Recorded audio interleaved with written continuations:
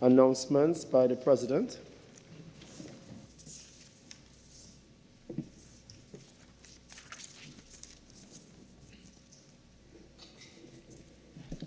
Honourable members, as you're aware, Her Majesty Queen Elizabeth II, the late Queen of the United Kingdom, and 14 other Commonwealth realms passed away on Thursday, September the 8th, 2022. Her Majesty also served as head of the Commonwealth, of which Trinidad and Tobago is a member state. I now invite honourable members to offer tributes on the passing of Her Majesty Queen Elizabeth II. Minister of Foreign and CARICOM Affairs.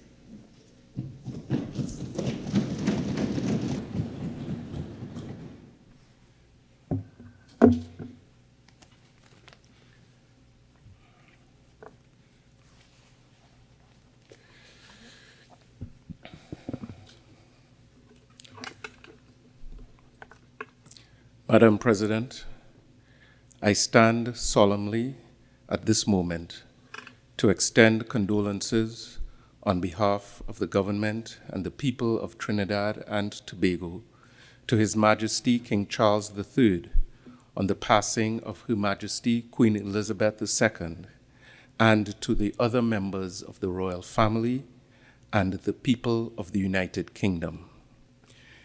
You may recall that immediately upon her passing, Prime Minister Dr. the Honorable Keith Rowley stated that the long reign of Queen Elizabeth II was marked by her strong sense of duty and her determination to dedicate her life to the throne and her people. Indeed, the fortitude of the longest-serving monarch in British history and the longest-serving female head of state is testament to how pragmatic she was in a world marked by change. Her Majesty was steadfast in steering the ship of the British monarchy through some of its most turbulent times, adapting appropriately and graciously as needed. Madam President, in death, both praise and criticism can become more intense. And we live in a world in which inflexibility is often confused with strength. Queen Elizabeth II may have been aware of such when she once said, "To all who have suffered as a consequence of our troubled past, I extend my sincere thoughts and deep sympathy. With the benefit of historical hindsight, we can all see things which we wish would have been done differently or not at all." Madam President, 60 years ago, we became an independent nation, but the Queen still remained our head of state. It was therefore noteworthy that in 1966, Her Majesty spoke in this august Red House and created history when she, as monarch, opened our new session of Parliament. On that occasion, the Queen prayed that God would give strength and steadfastness to the government and to the nation to keep the path we had freely elected to pursue. On becoming a republic in 1976, Trinidad and Tobago remained and remains within the Commonwealth of Nations, of which the Queen was head. Her leadership of the Commonwealth and her commitment to the responsibilities of that unifying role for so many years provided an unparalleled example of stewardship to her people and to the world. And in 2009, Queen Elizabeth II came to Trinidad and Tobago in her capacity as head of the Commonwealth, when this nation hosted the Commonwealth Heads of Government meeting. Following her engagement related to that meeting, the Queen undertook a state visit with a full and varied program, engaging with a range of citizens of Trinidad and Tobago, many of whom fondly recall her presence at that time. Madam President, as we acknowledge the death of Her Majesty Queen Elizabeth II, may her son, King Charles III, other members of the royal family, the British people, and citizens around the world for whom she was head of state find comfort in the special memories of her life of dedication, grace, and strength. I end this tribute with her own words, the words of Queen Elizabeth II, and I quote, "I know of no single formula for success, but over the years I have observed that some attributes of leadership are useful. It is about finding ways to encourage people to combine their efforts, their talents, their insights, their enthusiasm, and their inspiration to work together." Very wise words indeed, which will remain of lasting value. Madam President, on behalf of the government and the people of Trinidad and Tobago, I thank you.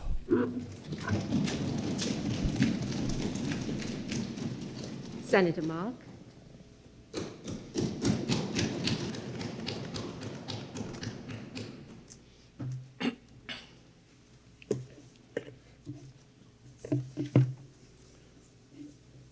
Thank you, Madam President. Madam President, I rise to pay tribute on behalf of the opposition to the memory of the late Queen Elizabeth II of the United Kingdom, her realms overseas, and the Commonwealth. A few days ago, the world was informed of the passing of Her Majesty Queen Elizabeth II, who has now joined the land of her ancestors. To us, on this side, it was a great loss, not only to the people of the United Kingdom, but equally to the Commonwealth and the world at large. Her passing, though anticipated, was one of momentous importance with underlying consequences for the future of the United Kingdom and the Commonwealth. Madam President, who really is this great soul and leader? This towering figure of a woman who succeeded to the throne of her father, King George VI, in 1953. And over the next 7 decades, engineered the rapid growth and development of the United Kingdom, enhanced the love and admiration for the monarchy, raised a family, and ensured the succession to the throne and advancement of the British people, whose ethnic composition today is a far cry from what it used to be at the dawn of her ascendancy to the throne in 1953. It may be useful as we seek to pour forth our accolades on this towering personality in the history of the British people and in the annals of world history. One may wish to ask, from whence came this light, whose incandescence shone forth on the stage of world history? Who was this fallen angel of light and purveyor of enlightenment, defender of the faith, mother of mothers, monarch extraordinaire, leader of leaders, queen of queens, and queen of hearts? Oh yes, Madam President, we are speaking of the late Queen Elizabeth II, who is of the House of Tudor, a linear descendant of Henry VIII of the Tudor line, extending over this period of her former father, King George VI. She was a descendant of the great Queen Bess, whose name she carried and personified in all her attributes of nobility, her tenacity, exemplary leadership, and of her people, and indeed the prosperity of Elizabethan England of the period 1558 to 1603, an age that historians often refer to as the Elizabethan age, one of peace, progress, and enlightenment. Was she not related to that extraordinary personality of another age of enlightenment and progress in the arts, letters, science, politics, and imperial expansion that expands 64 years and is often recalled with fondness and happiness as the Victorian age? Madam President, the late Queen reigned for 7 decades as sovereign and leader of her people.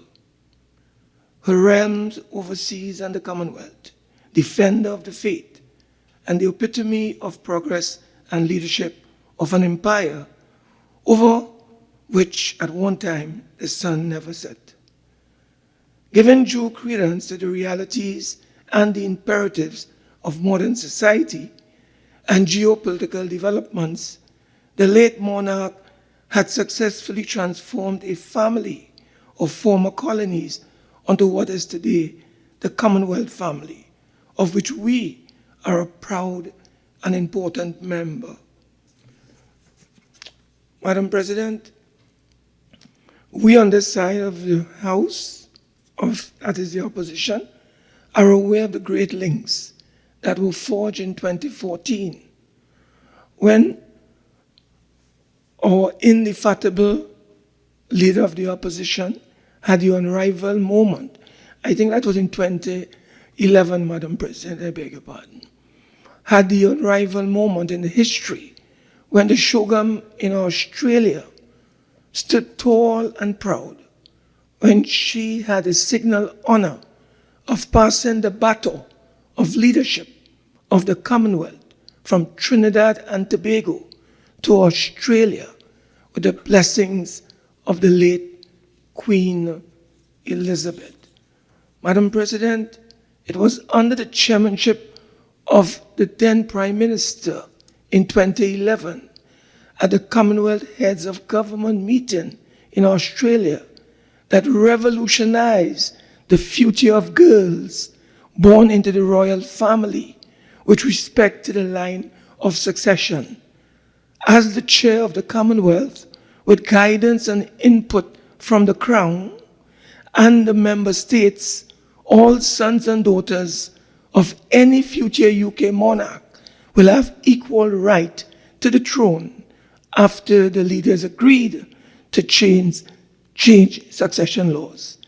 The leaders of the Commonwealth countries unanimously approved the changes at a summit in Perth, Australia. This was historic, as Her Majesty the Queen, alongside the sitting Commonwealth Chair, the Honorable Kamala Persad-Bissessar, and the incoming Chair, Julia Gillard, championed the 2011 theme of advancing women and girls. Madam President, there's no doubt that Queen Elizabeth II's reign was one of unparalleled prosperity, peace, and progress, and visionary leadership. No one in history has achieved such a milestone in the annals of statecraft. She brought to bear all those qualities that any nation would desire in the capability and capacity of its leader. Madam President, I trust that members of this Honorable Senate and our nation as a whole would certainly agree with me that over the last 500 years of world history, We have witnessed two important and great eras in the evolution of the world to the present. These are the Elizabethan age, the reign of Queen Elizabeth, 1558 to 1603, the reign of Queen Victoria, often referred to by historians as the Victorian age, 1837 to 1901. And now, Madam President, we have come to the close of an era, the second Elizabethan age, that of Queen Elizabeth II, 1953 to 2022. We can safely add, Madam President, to the many appellations of the late Queen, that of Queen Elizabeth. Madam President, in closing, the people of the United Kingdom had a great Queen who brought a sense of peace, prosperity, stability, and continuity to their country. We also look forward to our nation advancing from the current age of misery to one of prosperity, progress, and peace under the distinguished leadership and personality of another extraordinary woman, Madam President. May the soul of the late Queen Elizabeth II rest in peace and rise in perpetual glory. Let us now welcome the new head of the Commonwealth, His Majesty, King Charles III. Long may he reign. Thank you, Madam President.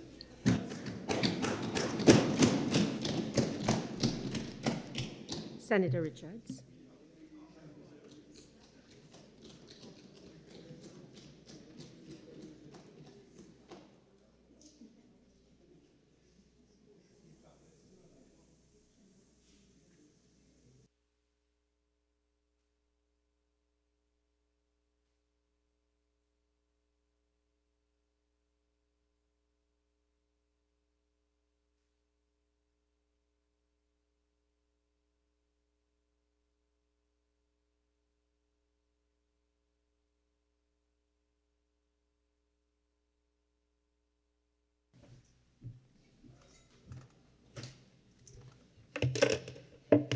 Good afternoon, colleagues. I have the honor to pay tribute to the late Her Royal Majesty Queen Elizabeth II on behalf of the members of the independent bench. The words and phrases that have reverberated around the globe since her passing on Thursday, 8th September include service, duty, selfless dedication to country, commitment, strength, grace, and nobility, among many others. Her Majesty Queen Elizabeth II was the longest-serving UK monarch in history, having dedicated her life to Britain and her people at the age of 21. Her coronation as Queen of England took place on the 2nd of June 1953 at Westminster Abbey, and shortly thereafter, on November 24th, she embarked on a 6-month tour of the Commonwealth with her husband, the Duke of Edinburgh, because she wanted to know her realm. Her coronation in June 1953 was televised, despite the then opposition of then Prime Minister Winston Churchill. Millions gathered around their television sets, many of them for the first time, to watch as Queen Elizabeth II took her oath of office. Her Majesty visited Trinidad and Tobago on 3 occasions: in 1966, not long after this country gained independence, in 1985, and 2009, when she was Trinidad and Tobago's special guest at the Commonwealth Heads of Government Conference in 2009, and enjoyed our national instrument, the steel pan, tremendously. So much so, she requested a performance of the steel pan at her Silver Jubilee celebrations. She's had the distinction of being the most widely traveled UK monarch in history. In June of 1977, Her Majesty Queen Elizabeth II celebrated her Silver Jubilee. In April 2002, she, the second, launched her Golden Jubilee in December 2007. Queen Elizabeth surpassed Queen Victoria as the UK's longest-serving monarch. In June of 2012, Her Majesty celebrated her Diamond Jubilee. Queen Elizabeth II celebrated her 90th birthday on the 21st of June 2016, and on February 6, 2017, she became the first British monarch to celebrate a Sapphire Jubilee. One of her greatest recent challenges was the loss of her husband, Prince Philip, on April 9, 2021, which she managed and handled with grace. Her Majesty Queen Elizabeth celebrated another historic milestone of her Platinum Jubilee after a record 70 years and 214 days on the throne in June of this year, 2022. Her Majesty's dedication could not have been exemplified more after she held an audience to appoint Liz Truss as Prime Minister on September 6, 2022, to form her government. This was just 2 days before her passing. This was the 15th UK Prime Minister Her Majesty had held audience with and appointed as part of her official duties. It is noteworthy that Her Majesty Queen Elizabeth II was a champion of the rights of equality of treatment and opportunity for girls and women around the globe, and appointed 3 female UK Prime Ministers in Margaret Thatcher, Theresa May, and just recently Liz Truss. Because of the magnitude of her position as monarch, it's sometimes understandable for us to forget she was also a human being, a wife, a mother, a grandmother, and great-grandmother. On behalf of the members of the independent bench, I convey our deepest condolences to her son, King Charles III, the royal family, and the people of the United Kingdom. Her example and legacy is one of dedication of service, lessons we can all embrace and emulate. May she rest in eternal peace.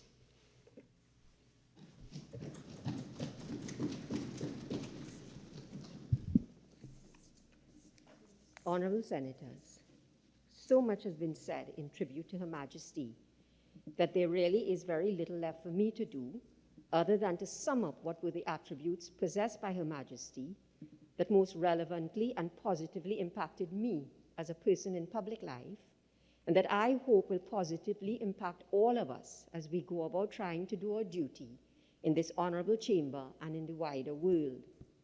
I begin with Her Majesty's devotion to duty, epitomized by her famous declaration that her whole life, whether it be long or short, would be devoted to service.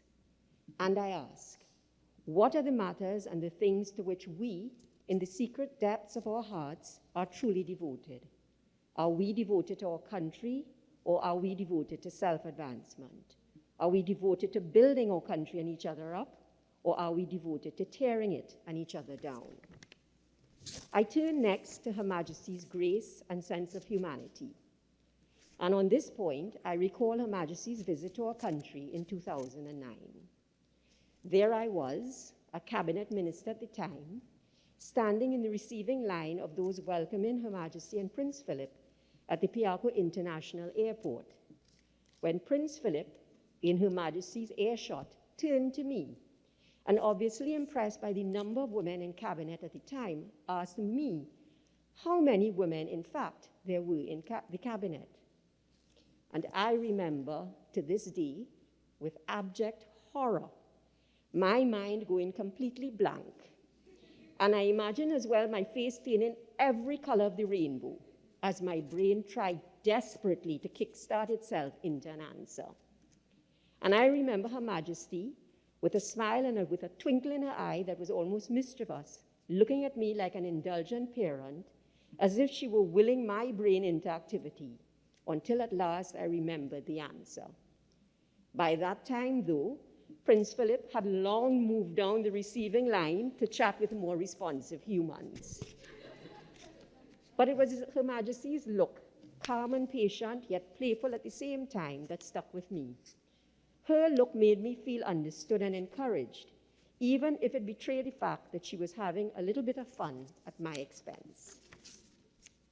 But what Her Majesty's look told me, what the world has been saying in one unified voice since Her Majesty's passing, that here was a human being with a warm and a caring heart, who, despite all of the pomp and protocol, which were inescapable elements of her existence, could find humor and be human in any situation, and in just being herself could bring comfort to others.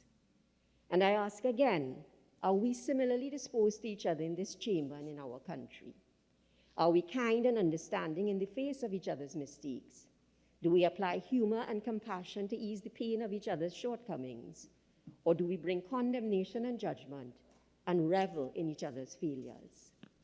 And last, I turn to Her Majesty's womanhood. Sure, there was that feminine elegance, and Her Majesty's unerring sense of fashion with that ubiquitous handbag and her practical but elegant clothing. But I am talking here about more than Her Majesty as a fashion icon. I am talking here about Her Majesty as a female icon. I am talking about the fact that Her Majesty's reign of 70 years is the longest of any British monarch and the longest recorded of any female head of state in history. In a world and through times dominated by men, Her Majesty was a solitary and a stable example to women the world over of strength and of courage, often under the most intense pressure. And I ask finally, if when we pay tribute to Her Majesty, do we examine whether in our daily lives we also pay the requisite tribute to women in our country and in the wider world? Do we treat women fairly and respectfully? Do we honor and support them in their struggles as mothers, wives, sisters, and daughters? Or do we undermine them by misogyny and objectification? And even if we ourselves do not, do we turn a blind collective eye to those who do? Honorable Senators, devotion to duty, grace and humanity, and womanhood were all worn with style and with dignity by Her Majesty all of her reign. May this chamber, this country, and our entire world aspire to emulate Her Majesty in all of these respects, as well as in all of the other respects for which Her Majesty came to be truly loved and admired, and deservedly so. May her soul rest in eternal rest.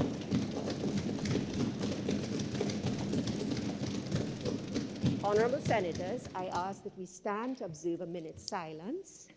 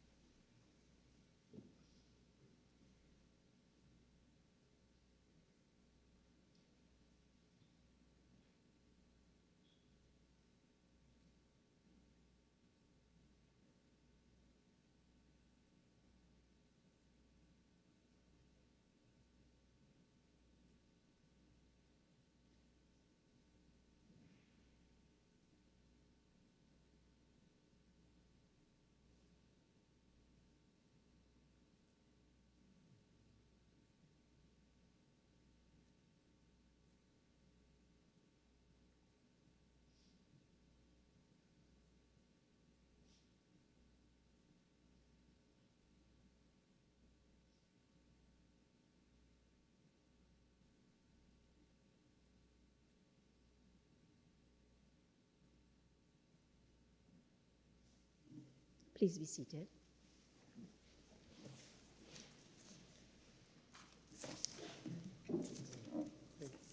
Papers. Leader of Government Business. Madam President, I have the honor to lay on the table the following paper. The address by Her Excellency, the President, on the occasion of the opening of the third session of the 12th Parliament of the Republic of Trinidad and Tobago. Leader of Government Business. Madam President, I beg to move that this Senate do now adjourn to a date to be fixed. Honorable Senators, before I put the question, I wish to inform that a reception for the occasion of the opening of the third session, 12th Parliament, will be in the Rotunda, and of course all members are invited to attend. Honorable Senators, the question is that this Senate be adjourned to a date to be fixed. Those in favor say aye. Aye. Those against say no. I think the ayes have it. This Senate now stands adjourned to a date to be fixed.